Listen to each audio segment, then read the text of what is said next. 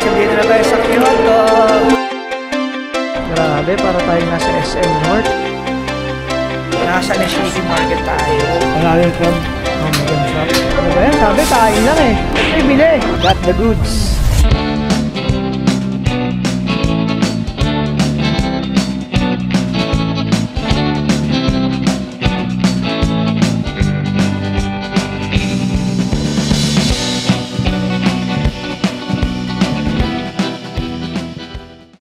Alright guys, we are now here at the train station and we're gonna be riding the Shinkansen or the bullet train. And for this trip guys, ipapakita ko sa inyo what's the experience in riding the bullet train. Let's go!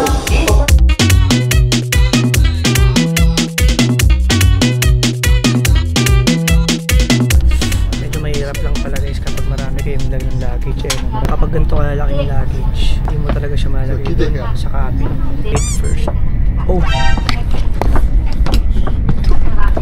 Thank you very much. Thank you. Tulungan tayo na tatay. Yung luggage natin. Buti na lang mga ito mga Japanese. Grabe siya tatay. Nagawan yung luggage natin. Ayan.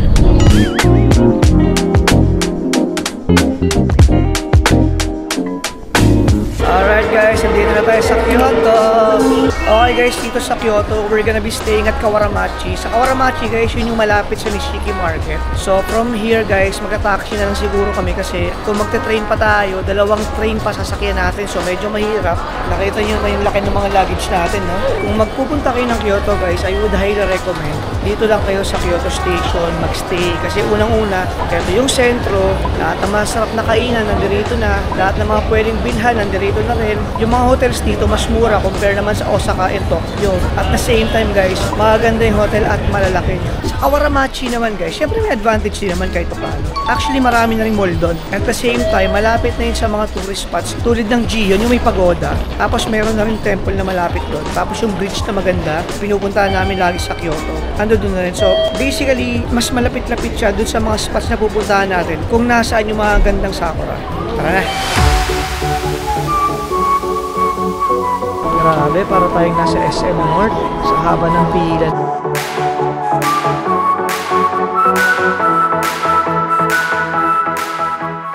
Royal Park Hotel, The Kyoto. Tara, pasok na tayo.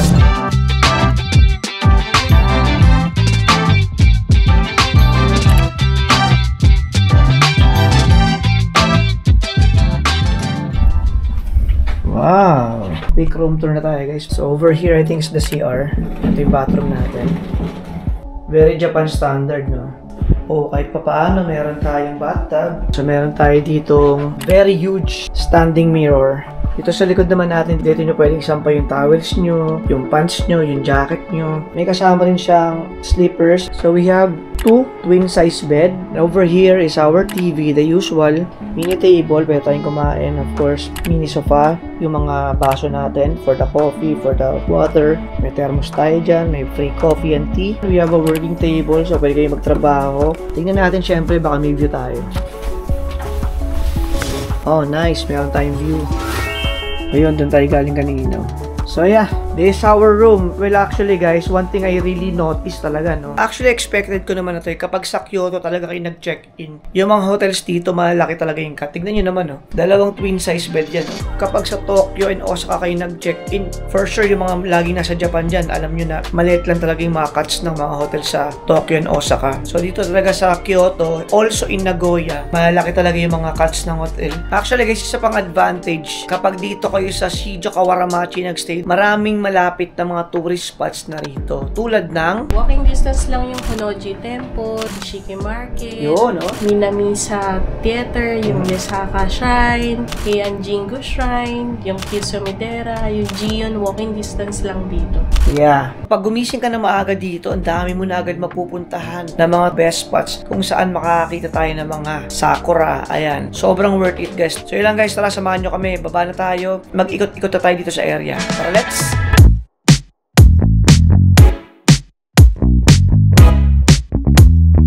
Paglabas mo ng hotel, ayan, puro malls na, puro kainan na. So, lalo na pala dito, no, convenience store, restaurants, shopping. Ayan guys, kaliwat kanan yan, puro stores and restaurants. Oh, may ano, Jill Sander din pala dito, or Hill Sander, oh. Bangis ng joke mo. So yun guys, actually, this is the first time na talagang susuyurin namin tong area na to. Kasi normally, pag nagpunta kami rito, dumidiretso na kami doon, Gion, doon sa may temple. So right now, yeah, makikita nyo nga sa video natin kung ano bang meron dito sa street na to ng Kawaramachi. So tara, let's go. So I think pwede ko sabihin na halos lahat nandito na. Yeah, napansin ko na mas busy dito, mas alive compared dun sa pinag-i-stayan natin sa Kyoto Station. So tara ha guys, sana pa tayo makakainan natin.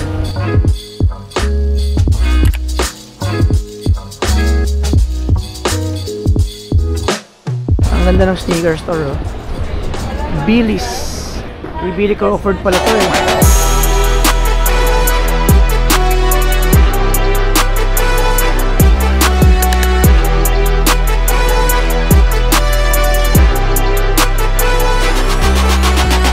Normally kung bibili ko ng shoes dito sa Japan, yung medyo wala pang model dun sa atin. Parang delay ng konti. Actually guys, yung shopping natin, mga 2 days before natin umuwi, para full blast na tayo.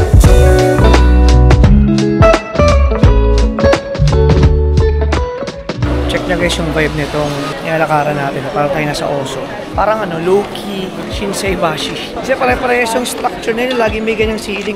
Anyway guys, itong spot kasi na to, karugtong na rin to ng Nishiki Market. Dito lang talaga spot na to, more on shopping center and yung mga coffee shop. Yan. Tapos dun sa dulo, pag kanan natin, I think, dun ay Nishiki Market.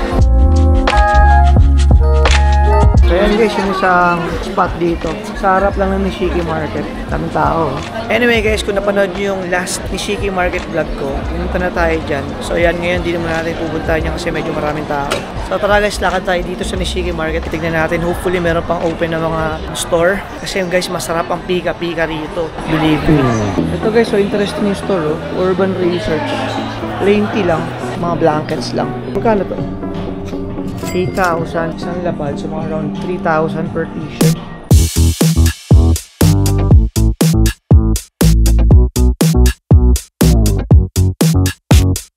Hindi pala siya Japanese brand guys. So para siyang store na iba't ibang brands na nandirito. Yeah, interesting lang tong mga blanks na to. Kasi parang ganda niya tignan. So medyo pricey. Isang lapad, isang t-shirt. Tara dito na tayo siya ni Shiki. Naamoy ko na yung seafood. Sana may open pa. May nakikita ako, nagsasara na. Yan sinasabi ko. Parang sinabi ko yata sa last vlog ko dito sa Nishiki. Hanggang 5:30 lang yata to or 6 PM. Ito open po.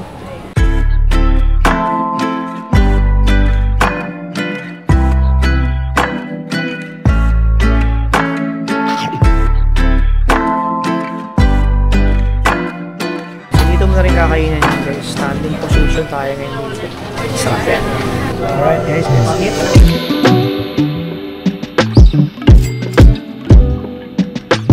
Crunchy and tasty yung labas, tapos yung loob, sobrang lambot.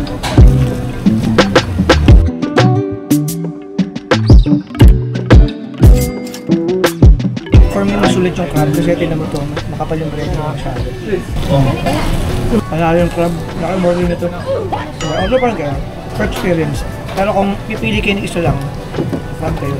Ito lang yung hiba niya. Yung bread mo. Ano sa ito? Alright, not bad for our first pika-pika. Lakad pa tayo dito guys kasi may nakikita ko mga naka-open. May mga beef din dito. Pero seafood tayo ngayon guys kasi nga nasa Nishiki Market tayo. Ayun, busit. Ito guys, masarap to. Promise you, urchin din sila.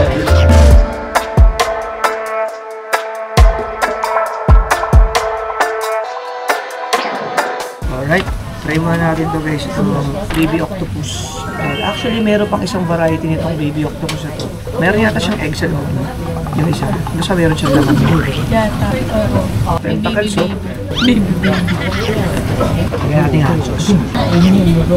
Oh my God, sarap. Mas masarap siya pag may tabasco. Oh my God, sarap. Anghang. May event tayo guys. Oh my God, sarap. Kita nyo na, makapikit ako. Mas masarap pa na siya pag may tabasco. Last bite. Hot sauce. Now we need something sweet and cold. Let's go. Actually, kahit pala pumunta na kayo dito medyo late na, may mga matitira pang open na store. Pero yun nga, most of the store sarado na. Siyempre, pag open lahat, mas marami kayong variety, mas marami kayong choices. Sobrang na-enjoy ko yun. Mas enjoy siya kaysa kay Yakiniku. Buti lang masunuran ako asawa.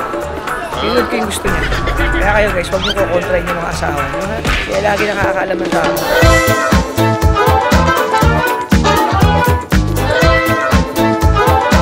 Alright, we're back on the main street. Ayan si Mrs. pumunta ng Charles & Kit. Ganda guys, oh. Kaya bumibili si Mrs. ng bag. Ano binili mo?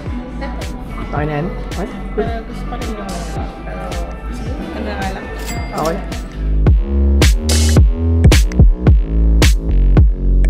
Ano ba yan? Sabi, kain lang eh. Ay, bili. Isa lang yung dala kong bag. Mapapagod yung bag. Sige, justify mo. Kailangan may kapalitan.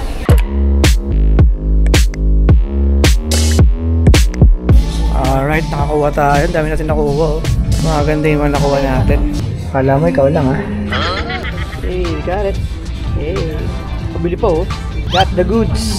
Actually guys, kapag bumibili ko sa Zara, I normally buy here na lang din sa Japan. Total, madalas naman kami nagja-Japan. Siyempre, hindi ka naman din buwan-buwan namimili ng wardrobe, no? So, tinatapat na lang namin siya na kapag nandito sa Japan kasi maraming designs dito sa Japan na wala sa Zara sa atin. Hey, dessert time! Tingnan tayo ulit guys sa Comedias Coffee. Diba? Masarap talaga kasi umulit tayo. Try naman itong ice latte. Nasaw-saw mo siya sa honey na may ice cream. Perfect to guys. So, diba sabi ko kanina, something sweet and something cold. Ito yun. Oh my God, sarap. Pwede na.